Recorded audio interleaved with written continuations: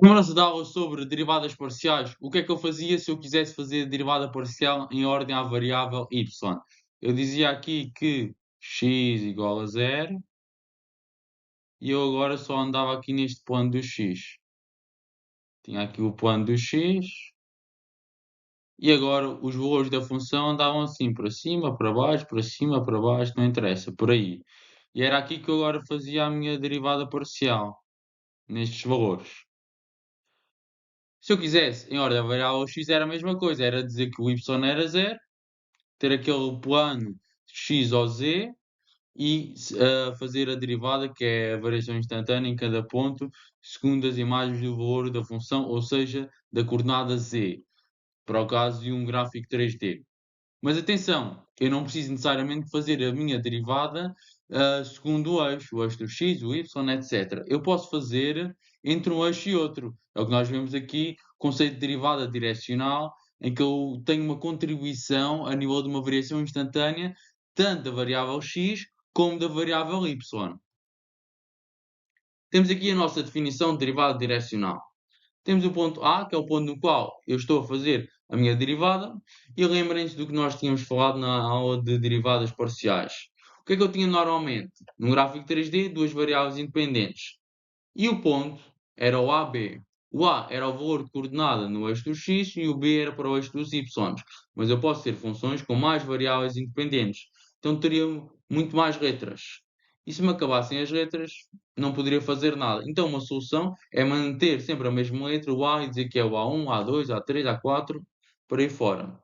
Lembrando-se sempre que o ponto tem que pertencer ao domínio da função, senão não faz sentido fazer uma derivada. Além disso, temos que ter um vetor unitário, ou seja, a sua norma 1. Isso significa ser unitário. Como é que eu faço a norma 1? Faço a raiz quadrada da soma dos quadrados. E o que é que eu vou levar ao quadrado? O valor que orienta o vetor segundo cada um dos eixos. Se eu tiver este vetor aqui, eu posso fazer uma decomposição em dois vetores, em x e em y, obtendo outros dois vetores diferentes. Isto em x e isto em y. E se lembrarem da escola, a soma destes dois vetores vai dar exatamente aquele primeiro vetor vermelho que eu tinha ali desenhado. Portanto, eu tenho uma contribuição em x e em y. E o valor do vetor para cada uma destas orientações seria o que eu meteria ali em baixo, para depois ficar elevado ao quadrado. Olhando aqui para a definição, é muito parecido à definição de derivadas parciais. Temos novamente o limite, temos o h, que é um deslocamento infinitesimal, porque eu não quero fazer uma derivada em que tenha um deslocamento muito grande, portanto estou entre dois pontos, está algo muito distante. Não, quero aproximá-los muito para aí ter uma variação instantânea. Vou ter um declive, que seria o declive da reta tangente, para o caso de análise 1, em que eu tenho um gráfico 2D, mas para um gráfico 3D, isso já vai ser o declive de um plano, seria o plano tangente. E como eu tenho contribuição nos vários eixos, das várias variáveis independentes, reparem o que é que eu tenho aqui. Tenho aqui vários H's. Pois ali está 3 pontos, mas em todas as coordenadas eu vou ter ali o H, que é o deslocamento infinitesimal. Contrariamente ao que acontecia nas derivadas parciais, porque o que é que eu tinha? Eu fazia só no eixo. A outra variável seria dada como constante. Se eu estou a fazer uma derivada parcial em x, sempre que aparece a variável y na expressão, quando eu vou fazer a sua derivada, y vai ser tratada como uma constante. Então o deslocamento infinitesimal só existia para o ponto relacionado à variável segundo a qual estou a fazer a minha derivada. Mas depois aqui é igual. Isto é igual, isto aqui também é igual. Aqui em baixo não muda. O que muda é nesta parte aqui, em que tenho sempre ali o h à mistura. Estou a multiplicá-lo pelo vetor unitário. A aplicação disto, se eu quero, por exemplo, olhar para a turbulência, olhar para a densidade do ar, ou outro tipo de parâmetros do mundo real, em que não acontece apenas um eixo, só em x, só em y, etc., eu posso ter que olhar entre eixos, entre o eixo X e o Y, podemos pensar, se for necessário, se não compreenderem, como eu estou a explicar, podem pensar, tenho aqui o X e o Y e eu tenho agora X e o Y, agora tenho um ângulo no qual eu quero fazer a minha derivada direcional. Esse ângulo, está entre o X e o Y, neste caso em particular. E assim eu consigo ver variações instantâneas segundo outras direções e sentidos que não necessariamente os nossos eixos principais. A letra I normalmente é usada para representar o vetor unitário com a mesma direção e sentido do eixo dos x, J com o mesmo sentido do eixo dos y e K para o eixo dos z's. Só existirá este K no vetor se eu tiver uma função com mais variáveis independentes que não apenas duas, x e y. Se eu quiser fazer uma derivada direcional segundo um dos eixos, como por exemplo segundo o eixo dos x, dos y, eu estaria a entrar num caso particular que nós já vimos, que são as derivadas parciais. Nessas derivadas parciais, o que é que eu iria fazer? Tanto aqui pela definição, como pela regra prática, nós já vamos fazer nos slides a seguir. Eu olhando pela perspectiva da derivada direcional para fazer algo que é um caso particular, que são as derivadas parciais, eu vou estar a multiplicar pelo vetor unitário. E o vetor unitário é, por exemplo, 1, 0, 0, ou 0, 1, 0, ou 0, 0, 1, por aí fora. Ou seja, só uma das coordenadas é 1. E 1 é o elemento neutro da multiplicação. As outras são 0. Ou seja, quando estiver a multiplicar pelo ponto, eu vou ter simplesmente 0. Portanto, não vai haver aí nada que se aproveite, não vai haver aí uma contribuição segundo esse eixo, que não é o eixo segundo o qual estou a fazer a minha derivada parcial. Por essa razão é que nós vimos o caso particular e agora é o geral. E este geral, obviamente, como eu acabei de referir, aplica sim ao caso particular de uma forma que é bastante simples de perceber. E dessa forma percebemos aplicando, por exemplo, a definição, que vocês podem fazer isso, vocês percebem que não há nenhum tipo de variação nas outras variáveis independentes. Olhando aqui já para este exercício, eu tenho que é esta expressão da função e tenho aqui este vetor unitário. Este vetor unitário já tem norma 1. Se eu fizer a raiz quadrada de 1 sobre raiz de 2 tudo ao quadrado, mais 1 sobre raiz de 2 tudo ao quadrado, eu vou ter 1. Então não tenho que fazer mais nada, é só aplicar. Aplicando a definição, tenho aqui a coordenada de x do meu ponto e aqui de y. O que é que eu depois tinha que fazer? Tinha aqui ao h multiplicar pela coordenada do ponto. Então vou fazer h vezes o que está ali. Vou fazer depois para o outro também.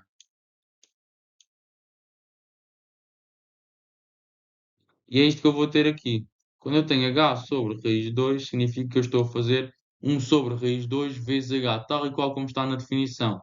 E aqui a mesma coisa. Isto aqui eu já sabia das derivadas parciais, era algo que nós já fazíamos.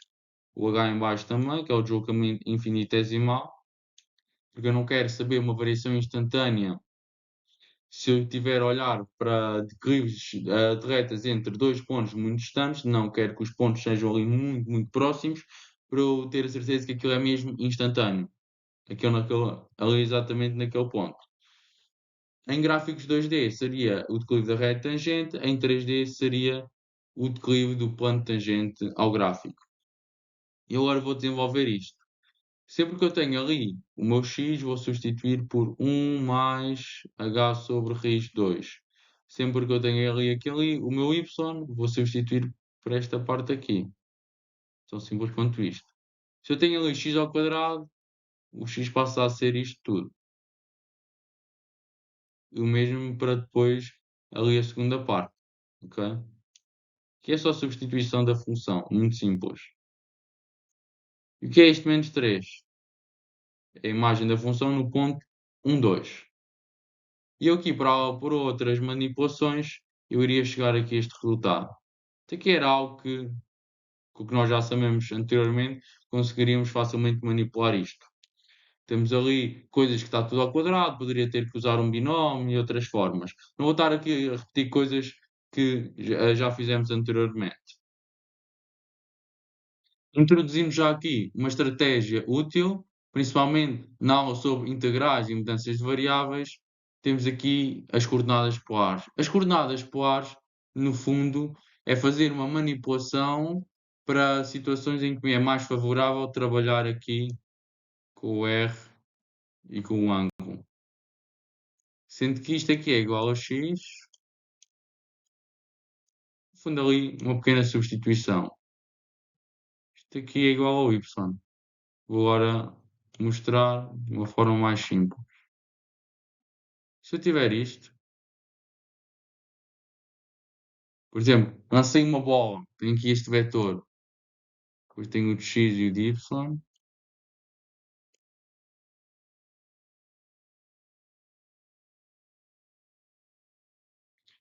Eu quero saber qual é que é o valor desta coordenada.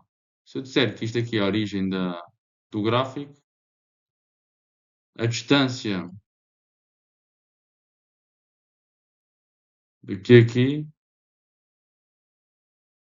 é exatamente igual a esta coordenada que está aqui. Tão simples quanto isto. Se eu saber qual é o ângulo, vamos supor que o ângulo é 30 graus. Se eu disser que o ângulo é 30,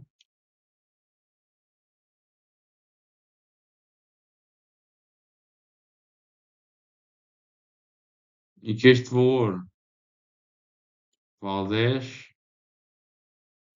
que é só um exemplo. Este 10 ali seria a distância do R, tão simples quanto isto. Aqui desta forma, se eu quisesse saber que o valor daquele que está em baixo, o que é que eu faço? Eu vou para o cosseno. O cosseno é o quê? É o cateto adjacente, que me vai dar exatamente o valor da coordenada em x, sobre a hipotenusa. A hipotenusa, eu disse ali que era 10. No fundo, seria ali o meu R. Depois também vai aparecer ali na definição. Este cosseno, não se fazem cossenos sem ter o ângulo. Qual que é o ângulo deste cosseno? É 30. Portanto, cosseno de 30 igual a x sobre 10, que de forma equivalente, este multiplica por ali, por exemplo, fica 10 vezes cosseno de 30. E quanto é cosseno de 30?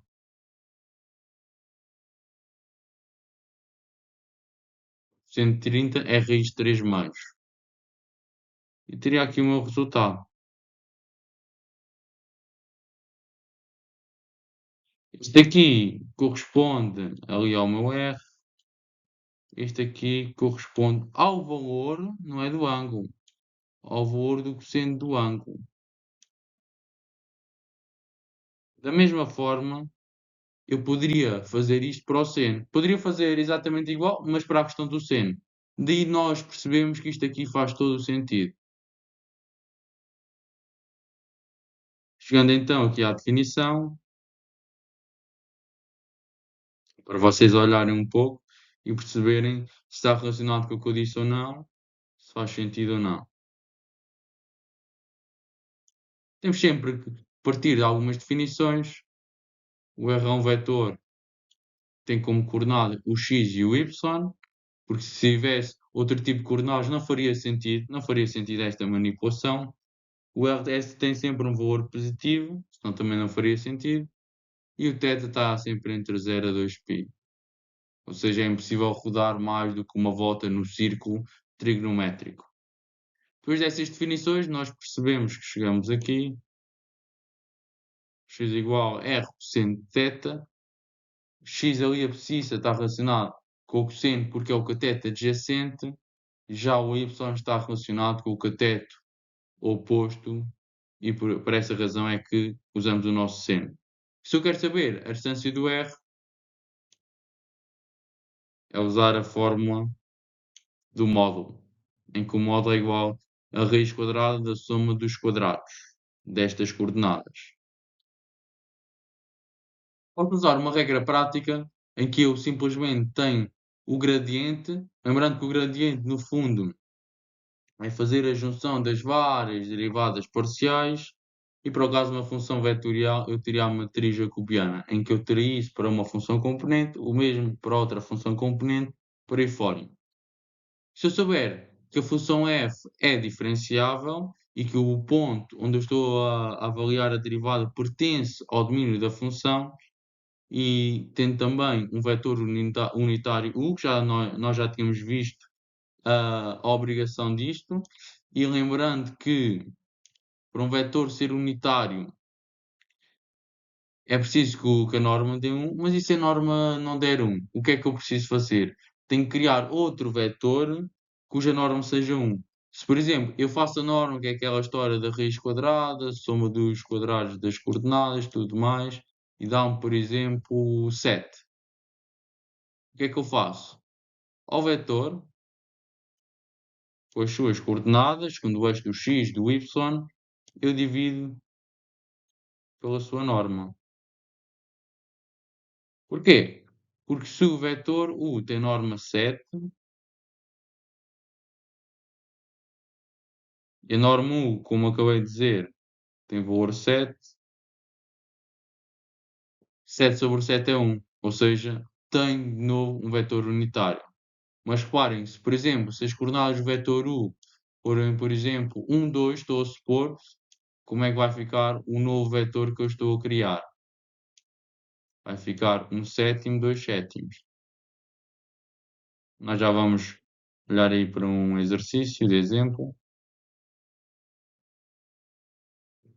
Depois desse passo, o que é que eu faço? Esse vetor, que eu sei que é unitário, multipliquei o gradiente para ter o valor da derivada direcional. De forma análoga, eu iria ter isto. Porquê? Porque o I representa a passagem para as várias coordenadas com um dos vários eixos. O I, sendo que o I começa em 1 e vai para mais infinito, se eu tiver 3 coordenadas no vetor unitário, seria o 1, o 2 e o 3. Se as coordenadas forem 1, 2, 3, então aqui seria 1, 2 e 3. Progressivamente, ou seja, seria 1 vezes a derivada parcial, segundo a primeira variável, depois 2 vezes a derivada parcial para outra variável, obviamente neste ponto, depois 3 vezes a derivada parcial na outra variável. É isto que significa o somatório. Porque eu estou a somar as multiplicações das várias coordenadas a nível do vetor com derivada parcial, que de forma mais simples é só isto. Portanto, o que eu faço é só isto. Multiplico o vetor pelo vetor gradiente no tal ponto. Olhando aqui para esta função, x ao quadrado ln de y.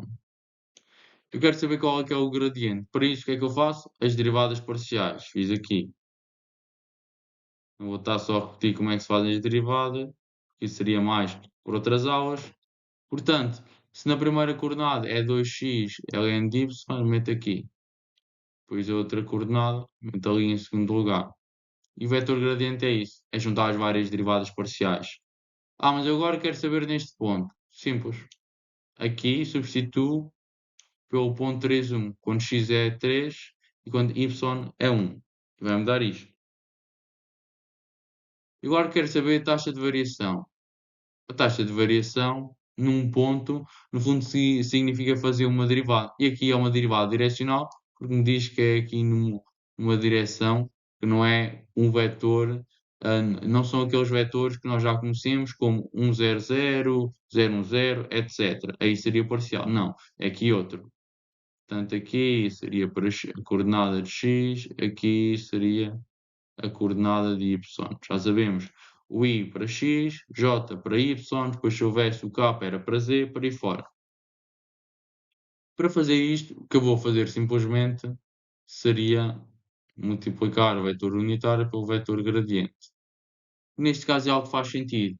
Porquê é que faz sentido? Porque eu sei que a função é diferenciável, porque é definida pelo produto de um polinómio por um logaritmo, os logaritmos, as exponenciais, os polinómios, e outras funções, semelhantes, são todas diferenciáveis.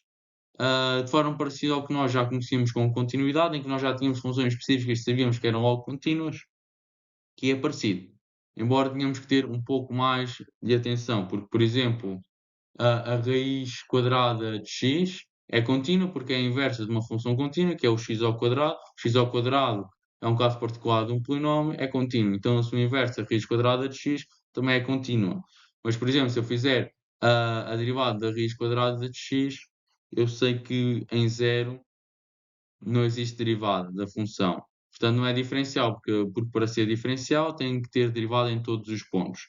E nesse caso não é. Portanto, é preciso um pouco mais de cuidado, mas de resto é algo semelhante e parecido. Agora é só multiplicar. Primeira coordenada do vetor vezes primeira coordenada do outro vetor, depois a segunda coordenada do vetor unitário vezes a segunda coordenada do vetor gradiente. E vou obter um resultado, porque aqui sim eu posso somar. Isto são apenas operações de vetores.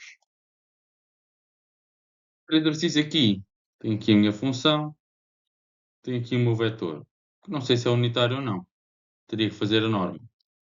Aqui estou a obter o vetor gradiente, teria que fazer as derivadas parciais, e depois disso eu posso fazer o que eles fizeram aqui. Meto uma barra, escrevo o ponto em baixo. Ou seja, agora que eu já sei a derivada, primeiro faço sempre a derivada, depois é que substituo no ponto. Portanto, vou substituir o U por 3 e o V por 0. E obtenho aqui as coordenadas do meu vetor gradiente. Depois, olhando para o vetor V, eu sei que não é um vetor unitário, porque aqui foi omitido na resolução, para não ser tão extensa, mas se eu fizer 3 ao quadrado mais 4 ao quadrado e meter tudo em raiz quadrada, eu não vou ter um claramente. Portanto, o que é que eu faço? Era o que eu já vos tinha dito, dividir pela norma do vetor. E obtenho agora um novo vetor, já não é o vetor V, chamem-lhe o que quiserem, com outra letra. É um vetor que tem coordenadas 3 quintos, 4 quintos. E agora é isso, é multiplicar esse vetor, agora unitário, pelo gradiente. Fazer operações entre esses vetores e obter o nosso resultado. É importante saber quando é que eu tenho uma maior variação da função, porque no fundo a derivada é isso, serve para isso. E para isso é que serve este teorema da direção de maior crescimento da função. Isto diz-me que o crescimento é máximo quando eu tenho simplesmente o módulo do gradiente da função. É mínimo quando eu tenho menos módulo do gradiente da função. E quando tem o valor zero, significa que o vetor unitário é ortogonal ao vetor gradiente da função no ponto onde eu estou a avaliar a derivada direcional. Vamos perceber porquê. Quando eu faço uma derivada direcional, o que é que eu estava a fazer? Lembram-se dos slides anteriores? Um produto entre vetores, entre o vetor que tem que ser unitário e o vetor gradiente.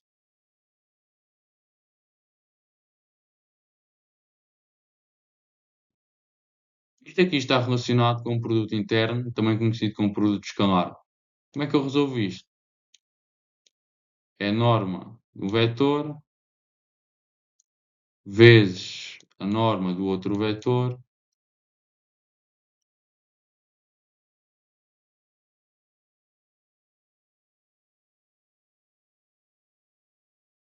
vezes o cosseno do ângulo.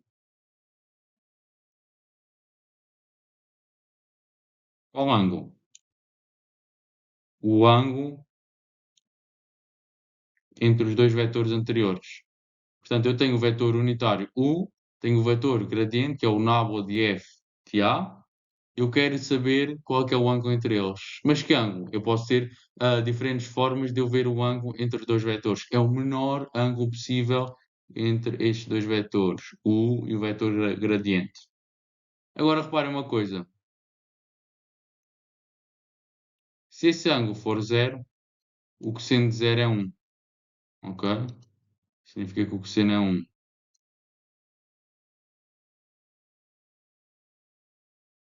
Por outro lado, Se o meu ângulo for 180, não vou escrever aqui tudo para simplificar, o meu cosseno é -1. É como se eu tivesse a andar para a frente e algo me está ali a puxar para trás. Por outro lado, se o meu cosseno for 90, eu estou a falar em graus. Para quê? Para simplificar para vocês. Que o cosseno é zero. E quando eu tenho algo a 90 graus em relação a outro algo, significa que esse ângulo mostra-me haver uma perpendicularidade. Neste caso, entre os vetores. Se eu tenho 90 graus entre os vetores, eu tenho uma perpendicularidade. Porque é que isto aqui não tem tanta precisão que eu estou a dizer? Porque quando eu falo no θ, normalmente eu estou-me a referir a radianos. Eu falei aqui em graus só para ser mais simples para quem não tem muitas bases matemáticas. Mas no fundo, zero é zero, quer seja em graus ou em radianos. 180 graus corresponde a π radianos e 90 graus corresponde a π sobre 2 radianos. E assim eu percebo o porquê da direção de maior crescimento ser simplesmente isso. Porquê? Quando há maior crescimento, o θ é zero, portanto o cosseno é 1.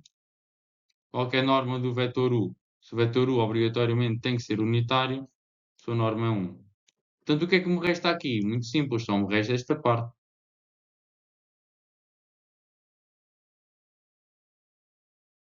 Poderia aparecer um exercício deste tipo, em que eu quero saber qual é que é a variação máxima. Ou seja, onde é que é a direção de maior crescimento. Eu já sei como é que é isso. É simplesmente fazer a norma do vetor gradiente. Por isso, preciso das derivadas parciais e depois substituir aqui pelos pontos. Se eu fizer isso, vai-me dar o ponto 0,1. No fundo, é o vetor unitário correspondente à orientação do eixo dos y, que é representado aqui por J. Se eu fizer isto aqui, vai-me dar 1, que é fazer a raiz quadrada de 1 ao quadrado mais o outro ao quadrado. Esta seria a resposta. Olhando aqui para outro exercício, esta é a função que me é dada, que é a função temperatura em ordem às variáveis independentes x, y e z, que no fundo são metros. Portanto, é a temperatura que eu tenho quando eu estou a medir num determinado ponto. E eu quero saber qual que é a taxa de variação da temperatura no ponto 2, menos 1, 2, em direção a outro ponto, 3, menos 3, 3. Para isso, se eu sei que estou num ponto que quer ir em direção a outro, eu aqui posso estabelecer um vetor. Isto é normal que possam não se lembrar. Para saber este vetor, que é o PQ, é igual a eu fazer uma subtração entre as coordenadas de Q e as coordenadas de P. É isso que eu vou fazer, Q menos P. Fazer a substituição, portanto, onde tinha Q, meto as coordenadas, onde tinha P, meto as suas coordenadas e faço aqui a conta, vetor a vetor, 3 menos 2, depois menos 3, menos 1, que será mais 1, e 3 menos 2. E obtenho o vetor 1 menos 2, 1. Mas esse vetor pode não ser unitário, na verdade não é. O que é que eu vou fazer? Criar um outro vetor, vetor v, que agora vai ser unitário, porque eu já estou a dividir pela norma. E obtenho isto. Isto é o meu vetor unitário. E como pediu o exercício, era a taxa de variação. Não é a taxa de variação máxima, nem mínima. Portanto, no fundo, é só fazer a derivada direcional. O que é que eu preciso mais? Vetor gradiente. Tenho que fazer as derivadas. Pode fazer essas derivadas, eu teria que substituir pelo ponto. O meu ponto é 2 menos 1, 2. Então eu faria aqui a conta. Tenho aqui o vetor unitário vezes o gradiente e obtenho este valor. Essa vai ser a taxa de variação da temperatura em direção ao ponto 3 menos 1, 3. Portanto, eu quero medir a taxa de variação de temperatura num ponto, que é o ponto P, até ao ponto Q. E assim tenho a minha variação estabelecida a partir deste vetor unitário. É como se fosse o eixo dos x e o eixo dos y, mas ali neste caso não é nenhum nem outro. É um que está entre um e outro, que é determinado pelo quê? O novo eixo, no fundo, seria o vetor PQ. Agora, aqui na linha B, eu quero saber a direção de maior crescimento. Não quero saber qual é que é o valor da variação máxima. Portanto, eu não vou fazer a norma ainda. Vou simplesmente escrever aqui o vetor gradiente. Porque é nesta direção em que eu vou ter a maior taxa de crescimento. Porque a maior taxa de crescimento é em módulo, então a direção é no que está dentro deste módulo que eu teria que saber para obter o valor da variação máxima. Portanto, é isto. Agora, na linha C, quero mesmo saber o valor. Então faço aqui a norma. Raiz quadrada, faço várias somas. Entre essas somas tenho aqui um elevar ao quadrado. O que é que eu elevo ao quadrado? As coordenadas aqui as coordenadas que eu tenho no vetor gradiente. São várias. Primeira coordenada, segunda, terceira. No fundo, o vetor gradiente é isso. É juntar as várias derivadas parciais segundo os vários eixos disponíveis. E obtenho este valor. Este valor é a taxa máxima. Para concluir, vou dar aqui um pequeno chega sobre esta parte final que está nos apontamentos do professor, sobre a interpretação geométrica do gradiente e das curvas de nível. Se eu tiver uma função diferenciável escalar de variável vetorial, reparem aqui, CR2 vai ser xy, é um vetor, o domínio. Portanto, cada ponto no domínio, no fundo, representa um vetor, por isso é que o domínio é ali um plano, é o x e o y, porque basta ter duas retas concorrentes, passam ali no mesmo ponto, eu defino um plano. E o output é r, ou seja, é só um valor, daí ser uma função escalar. Se eu tiver uma curva de nível, portanto, algo assim deste género, por exemplo, vou olhar a curva de nível no plano. Porquê? Porque as curvas de nível vêm-se no plano para o qual a função tem imagem k, mas vê-se no plano. Depois veria assim, como se fosse um mapa de altitude de uma montanha. O meu fxy, que é o que eu tenho aqui, é igual a k quando o domínio é representado por uma determinada curva. É isso que significa a questão da curva de nível. Eu tenho um ponto P, com o valor em x e o valor em y. A curva C pode ser escrita como uma função vetorial rt igual a xt, yt.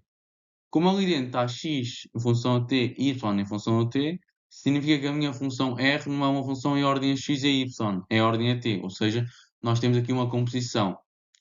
Portanto, depois podemos pensar nisto como uma derivação composta. Mas o que é que significa isto? Eu tenho aqui a curva de nível, vamos imaginar só esta curva, esta parte em particular, e não todas as possibilidades que eu posso ter de acordo com a imagem da função ser k, o ser um determinado k, quer ele seja maior ou menor, porque se eu tiver um k maior, eu vou ter uma determinada curva de nível, se tiver um k menor, vou ter outra determinada curva de nível. Sendo que normalmente, quanto maior o k, mais junto eu vou estar aqui. Porque eu, quando estou na montanha, ali no pico da montanha, se estiver aqui para o plano, estou aqui no meio, ok? Se eu estiver aqui nos lados, estou mais aqui de lado do plano, ok? O que é esta função R? A função R é uma função que associa com o vetor os vários pontos da curva. Ou seja, eu deixo de ter apenas uma curva em que eu olho geometricamente, mas posso prever quais é que são os pontos onde eu estou a trabalhar. Ok? É como se eu transformasse uma curva numa função que representa essa mesma curva. É só um exemplo para vocês perceberem. Cada ponto pode ser representado por uma função. Assim, basta-me pôr os valores x e de y, que aqui dependem de t, eu sei exatamente em que ponto da curva é que eu me encontro. Considerando R uma função diferenciável, estamos agora aqui mais em baixo, a sua derivada era esta. Isto é o vetor tangente, ok? Porque a derivada, no fundo, é o declive da reta tangente.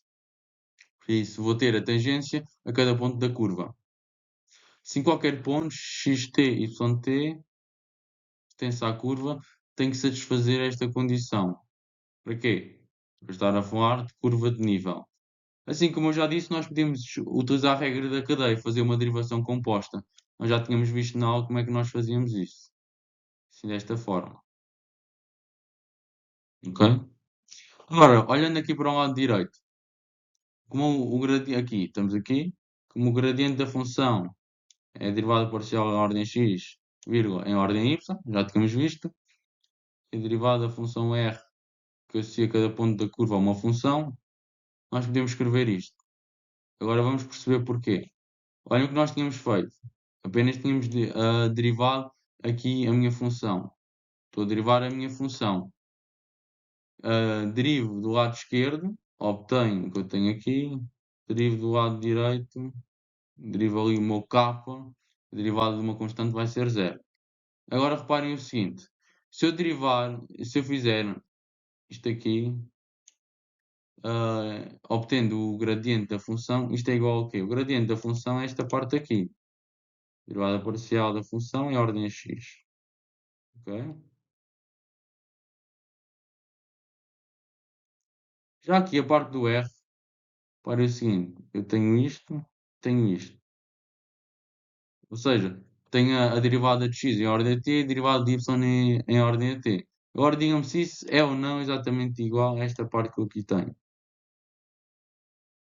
Exatamente igual. Por isso é que eu estou a fazer a regra da cadeia, faço a derivação da minha função, tudo tranquilo. Mas, quando eu tenho uma soma, do lado esquerdo e do lado direito, eu tenho uma parte que representa uma parte do gradiente, outra parte que representa uma parte do RT. Por isso é que eu posso escrever isto que está aqui. Para aqui. Isto que está aqui só pode ser escrito porque eu fiz a derivação da função, usando a regra da cadeia. Cada uma destas partes representava algo no gradiente e algo na derivada do R, que é a função que está associada à curva. Ok? E agora é que chegamos à nossa conclusão. Quando eu multiplico dois vetores, ou seja, estou a fazer um produto de vetores e o resultado dá zero, o que é que isso significa de álgebra? Em álgebra vimos. Quando o produto de dois vetores é zero, significa que esses dois vetores são perpendiculares entre si. Porquê? Vamos perceber. O produto interno, ou produto escalar, no fundo é o quê? Fazer a norma de 1, seria a norma do gradiente, multiplico pela norma derivada de R, depois multiplico pelo quê? Pelo cosseno e o ângulo. E que ângulo é este? É o ângulo entre estes dois. Se estes dois forem perpendiculares, θ é 90 graus ou π mais radianos. Vou pôr π mais, que é o que normalmente se usa para o θ. E o cosseno de π mais ou cosseno de 90 graus é exatamente igual a zero. Ok? E que o seu resultado obrigatoriamente seja zero quando eles são perpendiculares. Por isso é que nós garantimos aqui que o gradiente não pode ser zero. Porque senão isto tudo iria dar zero não pelo ângulo ser π mais radianos, mas pelo gradiente ser zero. Por último, isto no fundo é o quê? Nós pensamos numa curva de nível que eu estou a subir a escada. Portanto, a forma mais rápida de eu subir a escada é o quê? É levantar o meu pé para cima, levantar para cima na vertical. Isto no fundo é uma perpendicularidade. Nas curvas de níveis, olha-se no plano. Se eu tiver, por exemplo, um mapa com a altitude de uma montanha, as curvas não vão ser exatamente direitas, mas para eu passar de uma curva de nível para a seguinte, de forma mais rápida, a forma de eu chegar a uma ou outra pelo caminho mais curto é mesmo na perpendicular. Vamos olhar aqui para este pequeno exemplo. Eu tenho esta função x² mais y² menos 4x. Eu quero encontrar o gradiente, só fazer o gradiente, é fácil, e quero encontrar a reta tangente à curva de nível em que o meu k é 1. Em que ponto? No 1, 2, outra vez, tal como no gradiente. E depois passar a curva de nível, a reta tangente e o gradiente. Já sabemos que a tangente e o gradiente vão ser perpendiculares. Ok. Eu fazer o gradiente é simples, faço a derivada e depois substituo a derivada, obviamente faço as derivadas parciais para x e para y e depois substituo pelo ponto. E deu-me menos 2, 4. Isso aqui já fizemos várias vezes, ok? Agora eu vou querer encontrar quando a imagem da função é 1. Para isso eu vou encontrar isto. Substituo ali, a expressão da função vai ter que ser igual a 1. Agora faço aqui uma manipulação. Para que é que serve esta manipulação? Serve precisamente para eu ter uma equação da circunferência. em que eu tenho x menos o h ao quadrado mais y menos k ao quadrado. H e o k vai ser o centro da circunferência. Daqui o centro vai ser o 2 e o 0, porque ali é como se tivesse y menos 0 tudo ao quadrado. Então se é o 2 e o 0, olhem aqui onde é que nós temos o centro da circunferência. Bate certo. Aí está certo, ok? E qual é que seria o raio? É raiz de 5. Que a fórmula é x menos h ao quadrado mais y menos k ao quadrado igual a r ao quadrado. Se o meu r ao quadrado será aqui o 5, o meu r apenas é a raiz de 5. Portanto, para um lado, para o outro, para cima, para baixo, nas diagonais, não interessa. Sei sempre uma distância de 5 até à curva ali da minha circunferência. Agora, para saber a reta tangente, o que é que eu vou saber primeiro? O declive. O declive da reta tangente faz a partir de uma derivada. E eu vou usar aqui o quê? Uma derivação implícita. Sim, eu sabendo a fórmula da reta, eu já consigo chegar a isto. A fórmula da reta é y menos y0 igual ao declive vezes x menos x0. E o declive vai ser isto. Okay? Isto é a fórmula da derivada implícita para nós obtermos o seu valor. Nós já tínhamos falado anteriormente. É menos a parcial em x a dividir pela parcial em y. E agora é só substituir. Que eu teria que fazer a parcial. Nós também já tínhamos feito ali para o gradiente. Era só substituir os valores. O gradiente também já tínhamos feito esta parte, saber as parciais no ponto, e agora é só fazer a substituição e encontrar a reta. Encontrando a reta de forma analítica, eu agora só tenho que passar para o desenho, ok? Vai ser uma reta que vai aqui ser tangente à curva de Newton, ou seja, na teoria só tocaria um ponto da curva e depois o meu gradiente. Vai ser perpendicular. Malta, espero que tenham gostado. Percebi desta parte todas as outras. Se tiverem dúvidas, digam. E preparem-se para a próxima aula, já vamos falar de derivadas de segunda ordem. Até à próxima.